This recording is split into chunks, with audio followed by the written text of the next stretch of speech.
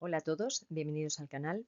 Hoy veremos el tema del cortisol y en una sola diapositiva os resumo cómo influyen los niveles elevados de cortisol, niveles elevados de glucocorticoides, situaciones de estrés prolongados, cómo influye en el metabolismo de los diferentes macronutrientes, hidratos de carbono, proteínas y grasas.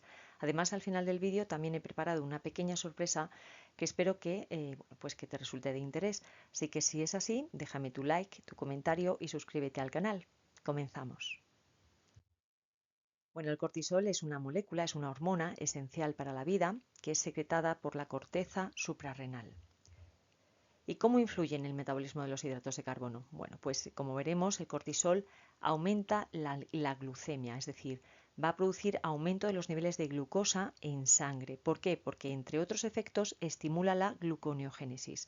Este es un proceso que se caracteriza porque estimula la síntesis de glucosa a partir de diferentes sustratos, entre ellos los aminoácidos de las proteínas. En muchos de mis vídeos veréis que los aminoácidos se encuentran abreviados, yo los abrevio como una A mayúscula y una A minúscula. Esos son los aminoácidos que son las unidades básicas que constituyen las proteínas. Pues bien, el cortisol, como veremos a continuación, favorece la degradación, el catabolismo, en definitiva, favorece el catabolismo de las proteínas, favorece que estas proteínas se rompan en esos pequeños fragmentos y lo que hace es inducir la movilización de esos aminoácidos de los tejidos extrahepáticos al hígado. ¿Para qué? Para favorecer la síntesis de la glucosa a partir de esos aminoácidos.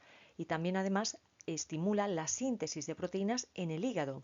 Sin embargo, en los tejidos extrahepáticos la síntesis de proteínas se va a ver disminuida. Entonces, estos efectos del cortisol se traducen en que aumenta y estimula la gluconeogénesis. ¿Por qué? Porque aumenta la transcripción de los enzimas que participan en la gluconeogénesis y porque moviliza, entre otras cosas, moviliza los aminoácidos de los tejidos extrahepáticos al hígado, disminuyendo así la síntesis de proteínas en estos tejidos extrahepáticos. Todo esto se traduce en que el cortisol va a aumentar los depósitos de glucógeno. ¿Qué otros efectos tiene el cortisol? Bueno, pues favorece que la adrenalina y el glucagón movilicen glucosa y además va a inducir un descenso moderado de la utilización de glucosa por las células, es decir, que ralentiza el consumo o el uso de la glucosa por parte de estas células. Todo esto se traduce en que el cortisol, como os decía, aumenta los niveles de glucosa en sangre. En alguno de mis vídeos os explico, bueno, vemos qué mecanismos intervienen cuando los niveles de glucosa aumentan en sangre. ¿Por qué? Porque el organismo tiende a equilibrar, esos niveles de glucosa no pueden ni estar por encima ni por debajo de unos niveles, de unos rangos fisiológicos. En este caso, cuando aumentan los niveles de glucosa en sangre, lo que se hace es se estimula la liberación de insulina por parte de las células beta del páncreas, pero como veremos, este efecto no es tan eficaz para mantener los niveles de sangre normales. Es decir, que no se sabe muy bien por qué, pero cuando hay niveles de glucocorticoides elevados, se observa que hay un descenso de la sensibilidad de muchos tejidos, especialmente el tejido adiposo y el tejido muscular, es decir, no responden bien a estos efectos de la insulina, en cuanto a que las células se ven como menos capaces, por decirlo de alguna manera, para captar y utilizar esa glucosa. ¿A qué se debe esto? Pues no se sabe muy bien. Podría deberse a que bueno, el cortisol induce, como veremos más adelante, la movilización de los ácidos grasos por parte bueno, pues del tejido adiposo y aumenta la concentración de los ácidos grasos en plasma. Por tanto, la consecuencia es que disminuye la sensibilidad y la respuesta del tejido adiposo, del tejido muscular a los efectos de la insulina y se puede producir una diabetes suprarrenal. Que cuidado, esto es distinto de la diabetes pancreática y en este caso, en la diabetes suprarrenal, los tejidos muestran resistencia a los efectos de la insulina. Bueno, ¿y cómo afecta al metabolismo de las proteínas?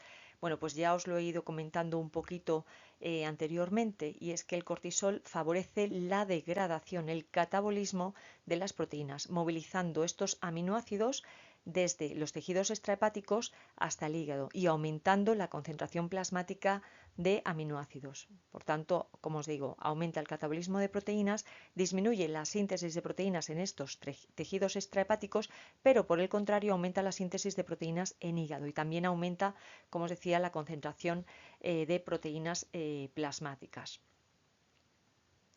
Bueno, ¿y cómo afecta el cortisol en el metabolismo de las grasas? Bueno, pues es similar, podemos decirlo de alguna manera, que es similar a la movilización de proteínas, porque el cortisol va a movilizar ácidos grasos. Lo que hace, en definitiva, la consecuencia del cortisol es que va a aumentar la concentración de ácidos grasos libres en plasma. ¿Y por qué? Pues esto, bueno, la idea es aumentar el uso de estos ácidos grasos con fines energéticos. Y el cortisol parece ser que lo que hace es movilizar, como digo, estas grasas y aumentar la oxidación de los ácidos grasos. Parece ser que el cortisol desplaza los sistemas metabólicos celulares en los periodos de ayuno prolongado, por ejemplo, o de estrés.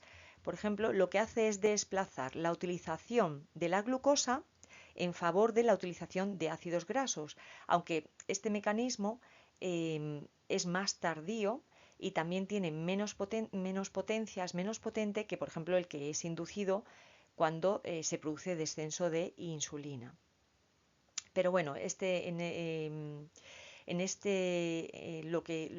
la idea, lo que os quiero transmitir es que el cortisol parece que lo que hace es que se favorezca el consumo de ácidos grasos y se conserve de alguna manera las reservas de glucosa y de glucógeno.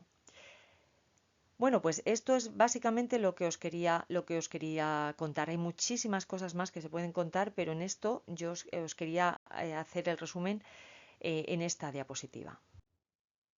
Y aquí os muestro un esquema también de un vídeo. Os voy a dejar en la cajita de información el enlace a este vídeo donde os muestro estos mecanismos, donde describimos estos mecanismos y para que, pues que sepáis que la corteza suprarrenal que secreta el cortisol va a afectar al tejido adiposo y al tejido muscular.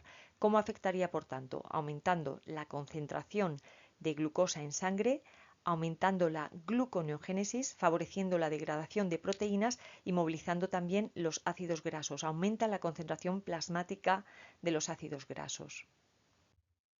Y bueno, pues esto es un resumen, es a mano, es hecho por mí.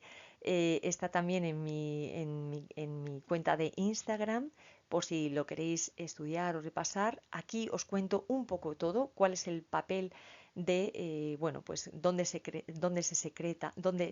secreta el colesterol. Veis las diferentes capas de la corteza suprarrenal. Aquí está la médula, donde se secretan las catecolaminas. Aquí también hago mención al sistema renina-angiotensina-aldosterona. Bueno, veis que es un esquema bastante complejo, pero también simplificado, porque bueno, intento relacionar ahí los diferentes mecanismos que están implicados, la importancia del riñón y la importancia de la corteza suprarrenal en todo este sistema de homeostasis.